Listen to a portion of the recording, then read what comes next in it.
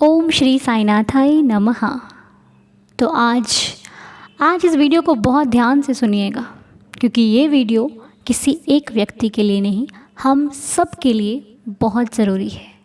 और यदि हम एक भी गलती करते हैं तो उससे हमारे ही जीवन में कुछ कठिनाइयाँ आ सकती हैं या फिर आ रही होंगी। तो बात को ज़रा ध्यान से सुनिएगा। भगवान सब पर कृपा करें। आशा करती हूँ कि आप सभी का जीवन बहुत सारा खुशहाल, बहुत सारी सुख समृद्धि से भरपूर हो। आपके जीवन में बहुत सुख समृद्धि भरपूर बनी रहे। आपका जीवन बहुत ज़्यादा अच्छा हो। जो चाहते हैं वो हर एक मनोकामना आपकी पूरी हो। प्रभु कृपा से आप कभी भी किसी चीज़ की कोई कमी ना हो। आप हमेशा खूब समृद्ध रहें। मेरी श्री साईं चरणों में यही प्रार्थना है। तो बहुत सारे भक्तों का ये एक सवाल होता है कि हमारे मंदिर में बहुत सारे भगवान हैं, हम क्या साईं बाबा की पूजा भी उसी मंदिर में कर सकते हैं? और साईं बाबा के साथ हम किन किन भगवानों की पूजा कर सकते हैं? साईं बाबा के साथ कौन कौन से भगवान को रख सकते हैं या फिर किन किन की पूजा करनी चाहिए? तो आइए, आज एक बहुत ज़रूरी टॉपिक है इस वीडियो का, जो कि हम आपसे शेयर करने जा रहे हैं। तो बात ये है कि साईं बाबा की पूजा की विधि जो है वो कोई नहीं है। बहुत सरल सी पूजा है हमारे साईनाथ की, जिसमें किसी विधि विधान की कोई आवश्यकता ही नहीं है। आप बहुत सरल तरीके से भी बाबा का पूजन आदि कर सकते हैं। लेकिन बाबा के पूजन करने के साथ साथ एक चीज़ का ध्यान आप अवश्य रखें। वो क्या है कि देखिए, हम सभी के परिवार में, हम जिस भी परिवार से हैं, तो वहाँ पर कुल देवता की पूजा या कुल देवी की पूजा ज़रूर होती है। सभी के परिवार में होती है, हमारे भी परिवार में होती है, आपके भी होती होगी। तो हम सभी अपने अपने परिवार में कुल देवता की पूजा करते हैं। लेकिन क्या होता है, कभी कभी इंसान प्रभु की लीलाओं को सुनकर जिनको मानने लग जाता है, फिर वो पीछे का भूल जाता है। लेकिन कहते हैं कि जब जागो तभी सवेरा। तो आपको यदि अपने परिवार को सुख समृद्धि से भरपूर रखना है, कोई परेशानी ना आए, अगर आप भी ये चाहते हैं तो बाबा की पूजा भी करिए, लेकिन अपने कुल देवी देवता को कभी मत भूलिए। उनका पूजन सबसे पहले होता है। आपको याद होगा, यदि आपने श्री साईं सच्चरित्र का पाठ किया है तो उसमें श्यामा जी की मैया ने जब वो 2 स्तन चढ़ाने के लिए विश की थी माता रानी से, लेकिन वो चढ़ा नहीं पाई थी। तो जब वो श्यामा जी को पता लगा तो वो बाबा के पास चढ़ाने के लिए ला रहे थे कि बाबा ही मेरी कुल देवी हैं। लेकिन साईनाथ ने उनको उनकी कुल देवी के पास भेजा कि तुम वहीं जाओ और वहीं पर ये मन्नत को पूरी करके आओ। याद है ना आपको? तो अपने कुल देवी देवता की पूजा को कभी मत भूलिए। सबसे पहले उन्हें याद कीजिए। सबसे पहले उनको, कोई भी चीज़ आप करते हैं तो उनका आवाहन ज़रूर कीजिए, उनको ज़रूर बुलाइए कि प्रभु सब आपकी कृपा से ही है। अब इसका मतलब ये नहीं कि हम बाबा को भूल जाएंगे। देखिए, भगवान ईश्वर सब एक हैं, लेकिन जो रीति रिवाज, जो चीज़ें बनाई गई हैं, हमें उनको फॉलो करना पड़ता है, क्योंकि धरती पर आके भगवान ने भी हर चीज़ को फॉलो किया है, सब चीज़ को माना है।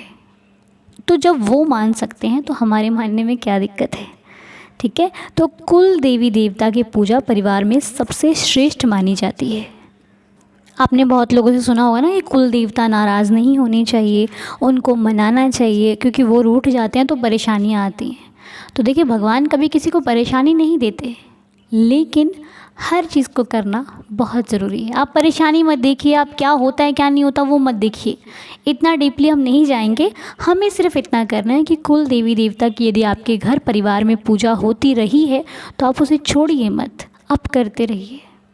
साथ में साईं जी को पूजिए, साथ में उनकी भी पूजा कीजिए, कोई दिक्कत नहीं है। यदि आपके घर मंदिर में बहुत सारे भगवान हैं तो उनकी भी पूजा कीजिए, साईनाथ की भी पूजा कीजिए। बहुत लोग कहते हैं घर पे बहुत सारे स्वरूप नहीं रखने चाहिए। जी हाँ, हम भी मानते हैं कि बहुत सारे स्वरूप भगवान के नहीं होने चाहिए, लेकिन अगर आपने बहुत सारे स्वरूप रखे हैं तो आपकी जिम्मेदारी भी बढ़ती है। आपको सभी स्वरूपों को वही मान सम्मान देना है। ऐसा नहीं करना है कि हम स्वरूप तो बहुत सारे ले आए लेकिन किसी एक की पूजा कर रहे हैं और एक को हम देख ही नहीं रहे हैं कि वो उनको साफ़ करना है, उनकी फ़ोटो को साफ़ करना है। यदि ऐसी गलतियाँ होती हैं तो हमें वो बुरा लगता है, तो तब कहा जाता है कि आप नहीं कर सकते। यदि आपके पास भगवान के बहुत ज़्यादा स्वरूप हैं तो एक समय बांधिए कि आपने उस पूरे मंदिर की साफ़ सफाई बराबर से करनी है। जितने भी स्वरूप आपके घर पे हैं वो सभी साफ़ और अच्छे से होने चाहिए। मतलब सभी को आरती दिखानी है, धूप अगरबत्ती दिखानी है। जो पूजा करते हैं वो आपने एक सिरे से लेकर जितने भी भगवान घर में आपने रखे हुए हैं सबको धूप दीप दिखाना है। ऐसा नहीं कि एक जगह दिखा दिया, हमारे पास टाइम तो है नहीं लेकिन हमने भगवान ज़्यादा रख लिए तो अब उसमें दिक्कत आ गई। ठीक है, ये चीज़ें हैं। तो ये कुछ आपके साथ शेयर करना था तो किया। उम्मीद करती हूँ कि आपको इसका कुछ बेनिफिट होगा, आपको कुछ इसके कुछ सीख मिलेगी या फिर कुछ तो सीखा होगा आपने इस वीडियो से। अपने कुल देवता की पूजा कीजिए, उनसे आशीर्वाद मांगिए कि प्रभु आप ही हमारे घर के कर्ता धर्ता हैं, आप ही हर भगवान का स्वरूप हम बाबा में देखते हैं। तो जब भी प्रार्थना करें तो प्रभु से बस क्षमा मांगिए और उनका शुक्राना कीजिए।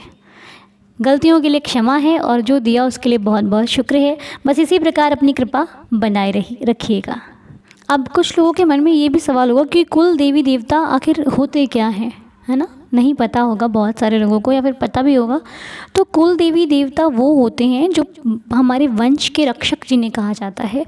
तो वो क्या होते हैं, वो घर परिवार हमारे जो परंपरा एक चलती आती है ना, जैसे कि हमारे दादी दादाजी वो जिनको पूजते आ रहे हैं वो फिर कुल के देवता हो जाते हैं। तो वो जो वंश से परंपरा एक चलती आती है, बहुत सारे परिवारों में आपने देखा होगा कि वो अपनी परंपरा को नहीं तोड़ते, जो शुरू से चलती आ रही वो उसको चलाते हैं, है ना? वो अपनी कभी परंपराओं को नहीं तोड़ते, तो वो निभानी पड़ती है। आज कोई और निभा रहा है, कल हम निभाएंगे, फिर हमारी बात कोई और निभाएगा। तो परंपराओं के साथ चलना एक बहुत अच्छी बात होती है। जब परिवार बड़ा हो और रिश्तों को निभाया जाए तो बहुत अच्छा लगता है, लेकिन एक ढंग से निभाना बहुत अच्छी आदत होती है।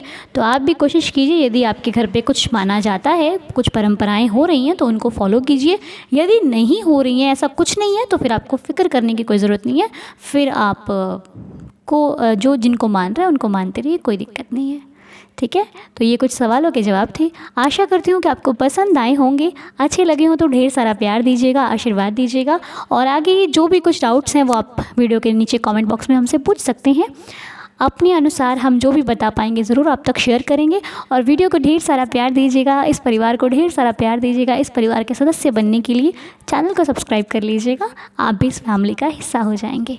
ठीक है, फिर मिलते हैं आपसे नेक्स्ट वीडियो में। तब तक के लिए ओम साई राम, जय जय साई राम।